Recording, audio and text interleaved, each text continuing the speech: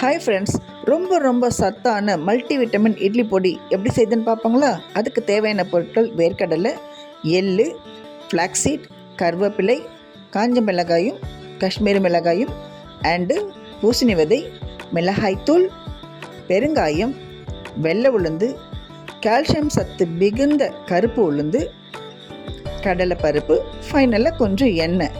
இப்போது மிதமான தீயில் இந்த கடலைப்பருப்பு நல்லா வறுத்துட்டு அது கூட உளுந்தையும் சேர்த்துக்குவோம், வெள்ளை உளுந்தையும்.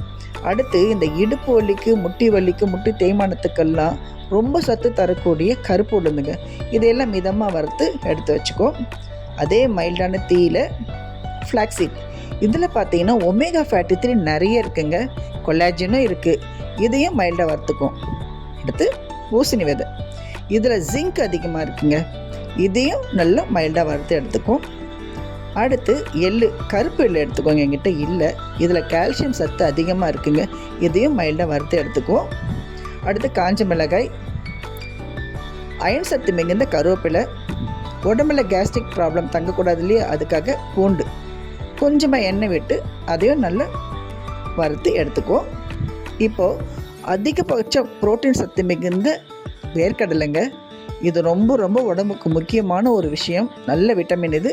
இதையே நாம் தோலெல்லாம் வறுத்து தோல் உரித்து எடுத்துக்குவோம். இதை எல்லாத்தையும் இப்போ நம்ம தனித்தனியாக வறுத்ததால் மறுபடியும் அந்த மிதமான தீயில் மொத்தமாக கொட்டி பெருமிளகாய்த்தூள், காஷ்மீரி மிளகாய்த்தூள், பெருங்காயம் உங்கள் காரத்துக்கு ஏற்ற மாதிரி போட்டுக்கிட்டு மைல்டாக வறுத்துட்டு நம்ம ஜாரில் போட்டு கொஞ்சம் உப்பு சேர்த்து பவுடர் பண்ணிக்கிட்டோம்னா ஃபைனலாக நமக்கு கிடைக்கிறது என்ன தெரியுமா? டெய்லி சாப்பிடக்கூடிய ரொம்ப சத்தான இட்லி பொடி ரெடி. நீங்களும் இதை வீட்டில் ட்ரை பண்ணிவிட்டு ஹெல்த்தியாக இருங்க.